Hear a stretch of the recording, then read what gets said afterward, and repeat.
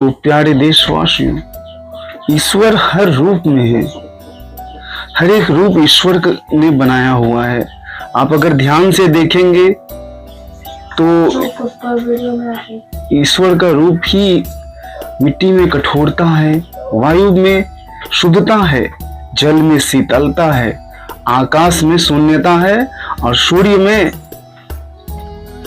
तेजता है।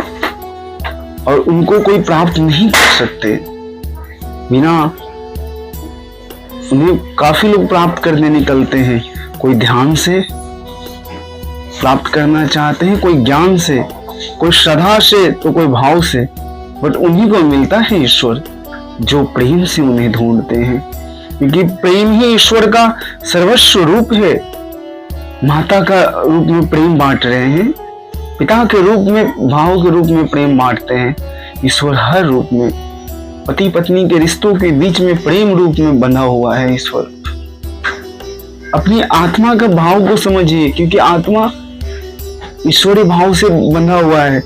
जब व्यक्ति आत्म भाव में स्थिति प्राप्त कर लेता है तो उसे सहज ही आनंद होने लगता है। वो सरल सहज हो जाते हैं, वो स्थिर हो जाते हैं। जब व्यक्ति ईश्वर के भाव से भावित हो जाता है, उसे सर्वस्व आनंद लगता है। सबके हृदय में अपनापन दिखता है, कोई पराया नहीं लगता। आप ईश्वर भाव में भावित होना सीखिए, तभी श्रद्धा भक्ति जगेगी आपके अंदर। श्रद्धा भक्ति ही सत्य है, श्रद्धा भक्ति ही उनका बनाया हुआ संसार है। इसके अंदर जिस प्रकार की श्रद्धा होती है, जिस प्रकार का भक्ति होती है, उसे उतना ही आनंद प्राप्त होता है। मनुष्य अनेकों जन्मों तक आनंद की प्राप्ति के मार्ग पे चलता है, बट प्राप्त एक जन्म में कर पाता है जब उन्हें शरणागति पकड़ते हैं, ईश्वर भाव से भावित होना सीखते हैं। संसार बहती नदी की तरह है, बही रही है, इसमें बहते चले जाइए, रुकना कभी कहीं नहीं है। जब तक समुद्र से नहीं मिलता है तो अपने आप को समुद्र से मिलाने का प्रयास करिए, सत्य से मिलाने का प्रयास करिए। ईश्वर प्रेम रूप में हर एक जगह पे विद्वान में, ऐसा कोई जगह नहीं है जहां पे ईश्वर ना हो।